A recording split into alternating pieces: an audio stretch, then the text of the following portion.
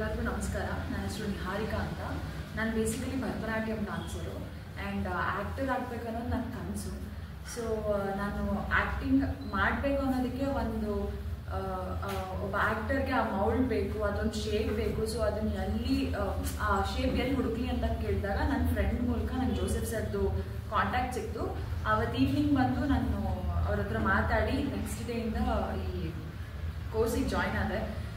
As a being a dancer ನಂದು rigid body ಇರುತ್ತೆ. So ನಾನು ಅದನ್ನು ಬ್ರೇಕ್ ಮಾಡಿ I have to come out. So ಅದು ನನಗೆ ಭಾಳ ಹೆಲ್ಪ್ ಆಗ್ತಿದೆ. ಒಬ್ಬ ಆ್ಯಕ್ಟರ್ಗೆ ಅವರ ಚಲನೆಗಳು ಅದೆಲ್ಲ ಭಾಳ ಮುಖ್ಯ.